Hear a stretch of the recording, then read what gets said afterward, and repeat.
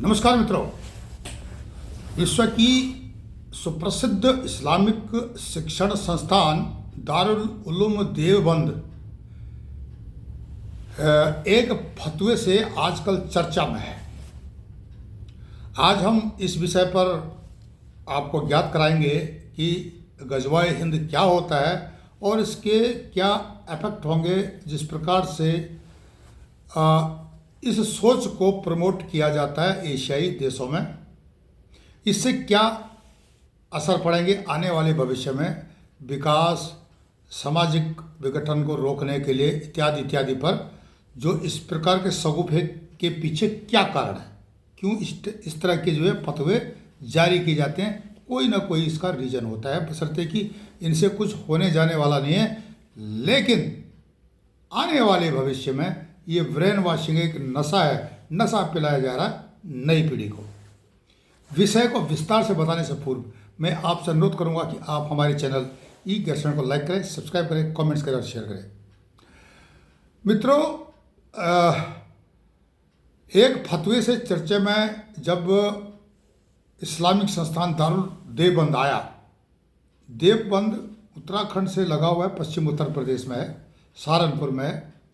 Darul Deoband website से गज़वाए हिंद को मान्यता देने वाला फतवा उन्होंने जारी किया और कहा है कि गज़वाए हिंद में मरने वाले महान बलिदानी होंगे। गज़वाए हिंद को वैधता प्रदान करने के लिए दारुल उलूम देवबंद ने शाही सीता की पुस्तक सुन्नन अल नसाई का हवाला भी दिया है। चैप्टर में हजरत अबू हुरैरा के हवाले से एक हदीस सुनाई गई है। उन्होंने गज़वाए हिंद पर कहा है कि मैं खुद संपदा को इसमें कुर्बान कर दूंगा, मैं सबसे पहले महान बलिदानी बनूंगा। पुस्तक को प्रकाशित करने वाली कंपनी का नाम भी इसमें दिया गया है। अब क्या है कि ये ब्रेन वॉशिंग का एक तरीका है नई पीढ़ी के लिए, मतलब ताकि आने वाले समय में इसकी भूमिका बनाई दी जाए। मैं बताऊंगा कि गज़वाए हिंद क्या है सरल भाषा में। अब गज़वाए हिंद के महिमा मंडन को NCPCR ने गंभीरता से लिया है। जिलाधिकारी को संबोधित पत्र में एक्शन लेने के लिए उन्होंने कहा है कि इस पर आप एक्शन लें। NCPR का कहना है कि दारुल उलूम देवबंद मदरसे में बच्चों को भारत विरोधी शिक्षाएं दी जा रही हैं। भारत विरोधी शिक्षाओं से इस्लामिक कट्टरपंथ को बढ़ावा मिल रहा है। और NCPR ने फतवे को किशोर न्याय अधिनियम की धारा 75 का भी उल्लंघन इसमें बताया है। आशंका जताई है कि फतवे की सामग्री देश के खिलाफ नफरत फैलाएगी। अब फैला सकती है और फैला रही है। अब क्या होता है कि फतवा तो उन्होंने जारी कर दिया। देवबंद के जो फतवेबाज हैं उन्होंने फतवा जारी किया। जिला प्रशासन से दारुल उलूम की वेबसाइट की जांच करने को भी इस पर इंस्ट्रक्शन मिले हैं। NCPR के अनुसार फतवे से देश की जनता को गुमराह किया गया है। ये ऑथराइज्ड वह संस्था है, एक ऑर्गेनाइजेशन है, एक विभाग है भारत सरकार का। इसलिए वेबसाइट की जांच कर तुरंत ब्लॉक किया जाए, NCPR ने कहा है। NCPR ने जिला प्रशासन को एक्शन नहीं लेने पर जिम्मेदार मानने की भी चेतावनी दी है। सरकारी है।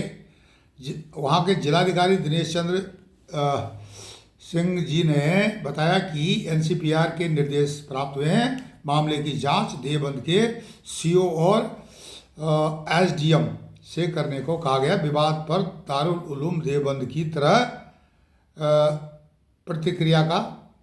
की तरफ से प्रतिक्रिया का उनको इंतज़ार है। वो क्या बोलते हैं कि भाई ये तुमने किया है, फेक है या सच है। और ये किस संदर्भ में किया गया है। वैसे मंशा क्या है सबको पता है, आजकल आप डिबेट में भी सुन रहे होंगे। अब क्या होता है कि भाई पहले तो ये आपको मालूम होना जरूरी है कि गजवाए हिंद क्या है। गजवाए हिंद को इन्होंने वैध कर दिया देवबंदियों ने कि ये वैध है थ्रू आउट यहाँ पर पढ़ने के लिए। बांग्लादेश और पाकिस्तान, अफगानिस्तान, मालदीव, ये सारे देश जितने एशियाई देश हैं जो इस्लामिक शिक्षाएं दी जाती हैं, उनके जितने भी इंस्टीट्यूट है, स्कूल है, यहाँ से एफिलेटेड होते हैं, मान्यता प्राप्त। जैसे कि किसी यूनिवर्सिटी से मान्यता प्राप्त होता है, उसी तरह से इन देशों में देवबंद की मान्यता प्राप्त वाले इंस्टीट्यूशन मदरसे चलते हैं। अब क्या होता है कि गजवाए हिंद का अर्थ है, जो मैं बता रहा हूँ, इसका जिक्र कैसा है, कहाँ आया। गजवाए हिंद का अर्थ है हिंदुस्तान के खिलाफ मुसलमानों द्वारा सैन्य अभियान जिसकी भविष्यवाणी पैगंबर मोहम्मद साहब ने की थी। गजवाए हिंद का दूसरा नाम गजवाए अल हिंद भी है। अब छुपा लो इसको, कितना भी छुपा लो, डिबेट में या दूसरी जगह में या प्रिंट मीडिया में छुप नहीं सकता। अब हिंदुस्तान पर हमला करके गैर मुसलमानों को, यानी जो भी मुस्लिम धर्म का नहीं है, कोई अन्य धर्म का है, जैसे हिंदू, ईसाई, सिख, जैन, बौद्ध आदि अन्य धर्म के व्यक्ति हैं, उनको मिटाना है और इस्लाम को स्थापित करना है। उन्हें तलवार से की दम पर मार काट कर या ये जो क्या बोलते हैं जबरन लब जिहाद करके या उनके लैंड जिहाद करके किसी भी प्रकार से एन के एन प्रकारेण उनको मुसलमान बनाना है। प्यार से भी बना सकते हो। तो ये सारी चीज़ें यहाँ पर इसका जिक्र है। इसका नाम दिया गया है गजवाए हिंद, और जो इस युद्ध में विजय रहेगा वो गाजी कहलाएगा। गाजी मतलब योद्धा, महायोद्धा, क्योंकि यह युद्ध हिंद यानी हिंदुस्तान के खिलाफ होगा, इसलिए इसे गजवाए हिंद कहा गया है, जिसे पूरा करना कट्टरपंथियों का सैकड़ों साल पुराना सपना रहा है। पाकिस्तान का तो आज भी है। वहाँ का जो लाल टोपी है वो तो रोज़ गजवा हिंद की बात करता है और इस फतवे को देख करके बड़ा खुश हो रहा था। मैं पाकिस्तान की जो डिबेट देख रहा था मीडिया में, तो वहाँ पर जो है बड़ा मज़ा आ रहा था। हामिद साहब को लाल टोपी उनका नाम रखा हुआ है। तो कहने का मतलब यह है कि उनके सपने में गजवाए हिंद तो है ही, उनके मैनिफेस्टो में तो है ही पाकिस्तान का निर्माण इसीलिए हुआ था।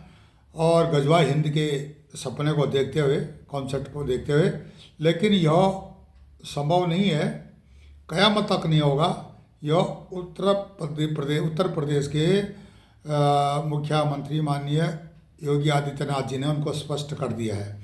बात यह है कि अगर गजवाए हिंद का कॉन्सेप्ट चल रहा है भारत में, भारत के संविधान के खिलाफ जो बात चल रही है और भारत भूमि पर चल रही है, तो इस पर क्या सरकार बिल्कुल कठोर कार्रवाई करेगी, या जो किताबों में छपा हुआ है या जो मदरसों में पढ़ाया जाता है, ऐसे सिलेबस को चक करके इसको सिलेबस से हटाया जाएगा? यह सब आने वाले समय में सरकार की नीतियाँ क्या होती हैं वही निर्धारित करेंगी। अगर भारत में रह करके, भारत की भूमि में रह करके भारत के खिलाफ कोई धर्म युद्ध करता है तो यह स्पष्ट है कि देशद्रोह है। तो इसके लिए जो देवबंद के जो भी कर्ता धर्ता है, फतवेबाज हैं, उन पर तुरंत सरकार को एक्शन करना होगा, अन्यथा नई पीढ़ी जो है इनके चक्कर में आ जाएगी, ब्रेन वॉश हो जाएगा बच्चों का, भारत के बच्चों का। और उससे क्या होता है कि उनको तो पता नहीं है, तो उनको पता नहीं धर्म क्या होता है, तो धर्म के बारे में, धर्म का नशा के बारे में उनको पता नहीं, तो वे आराम से रेडिकलाइज हो जाते हैं और इस प्रकार से उनकी पढ़ाई लिखाई, जहाँ उनको वैज्ञानिक बनना है, डॉक्टर बनना है, उस पर उनका ध्यान भटक जाता है। वे आ जाते हैं जिहाद की तरफ, गजवाए हिंद की तरफ, दारुल उलूम देवबंद के फतवे की तरफ। तो इस पर NCPCR ने जो कार्रवाई का निर्देश दिया है वो प्रशंसनीय है, बहुत अच्छी बात है। आप इस विषय पर क्या सोचते हैं? क्योंकि देवबंद उत्तराखंड से लगा हुआ है, चार धाम यात्रा के आसपास का इलाका है। यहाँ पर उत्तराखंड में जिस प्रकार से फेरी वाला, चूड़ी वाला, वेल्डिंग वाला, बाल बनाने वाला भेजे जा रहे हैं, कमाई 100 रुपया है और खर्चे 1000 रुपये है, 900 रुपया कहाँ से आ रहा है? इसका मतलब ये भी गजवाए हिंद के सिपाही हैं, उत्तराखंड में घूम रहे हैं। वहाँ पर इसका जो है ठीक ठाक से नाप चल रहा है, किस प्रकार से पैमाना लिया जा रहा है और उसको देवबंद में एनालाइज करके गजवाए हिंद की शुरुआत लगभग उन्होंने उत्तराखंड से शुरू कर ही दी है। हल्द्वानी इसका प्रत्यक्ष उदाहरण है। जो सलमान वहाँ से आया हुआ है हैदराबाद से, वो पैसे बांट रहा है। अगले वीडियो में उसके बारे में बताएंगे क्यों बांट रहा है, कैसे बांट रहा है, उसका क्या हैदराबाद का इतने दूर से उत्तराखंड से क्या कंसर्न है, इस पर भी हम जो उत्तराखंड का आदमी सोचता है जो उस पर हम चर्चा करेंगे। यहाँ पर जो है जो फतवा हुआ है ये दूरगामी परिणाम देगा देवबंद के अस्तित्व पर। ऐसे संस्थानों को, चाहे वो किसी भी धर्म का हो, जो भारत के संविधान के खिलाफ काम करता है, इसको बंद क्यों नहीं किया जाए? इस पर आपकी क्या राय है? आप ज़रूर कमेंट्स में लिखें। क्या इसके पीछे चीन का हाथ तो नहीं है? कारण एक तो भारत में चुनाव होने वाले हैं, जो सत्ता में संभावित जो है दावेदारी मोदी सरकार की है कि दोबारा मोदी सत्तासीन होंगे और भारत को और मजबूत बनाएंगे, जिससे कि भारत को यूएनओ में वीटो पावर मिलेगी। चीन नहीं चाहता हिंदुस्तान को वीटो पावर मिले, वे चाहते हैं कि कोई मूर्खाधिपति मंदबुद्धि भारत की कुर्सी पर बैठे, उसको हम अपनी अंगुलियों से चलाएं, भारत कमज़ोर हो। अगर भारत कमज़ोर होगा तो उसमें हर धर्म का आदमी कमज़ोर होगा। तो भारत पर उसका निशाना है। अगर इस चीज़ को नहीं समझते हैं जो लोग सस्ती लोकप्रियता के चक्कर में और थोड़े बहुत पैसों के चक्कर में, तो समझना होगा। ऐसे भी कट्टरपंथ का अपना नियम है। भारत का हर नागरिक अब इसके बारे में जानना शुरू हो गया है। एक छोटी सी मुट्ठी भर लोग अगर कट्टरपंथ की बात करते हैं तो वो किस चीज़ को निमंत्रण दे रहे हैं उनको पता है, यहाँ वो सफल नहीं हो पाएंगे। जब गाजा में उनका बाजा बज गया तो यहाँ कहाँ उनका रुकने वाला, यहाँ तो पॉपुलेशन ही 80 करोड़ से ऊपर है। अगर सेकुलर इनका साथ न दें, वामपंथी इनका साथ न दें, तो इनका बाजा बज जाएगा अच्छी तरह से, जो ये कट्टरपंथी सोच के। बाकी जो शांति प्रिय लोग हैं उनके लिए तो हिंदुस्तान आज से नहीं हज़ारों वर्षों से खुला हुआ है और वे जी रहे हैं यहाँ पे। तो हमारी राय आपको कैसा लगी? आप इस विषय में क्या सोचते हैं? आप कमेंट्स के द्वारा बताएं। आप हमारे चैनल ई-गेरसन को लाइक करें, सब्सक्राइब करें, कमेंट्स करें और शेयर करें। तब तक के लिए नमस्कार, धन्यवाद।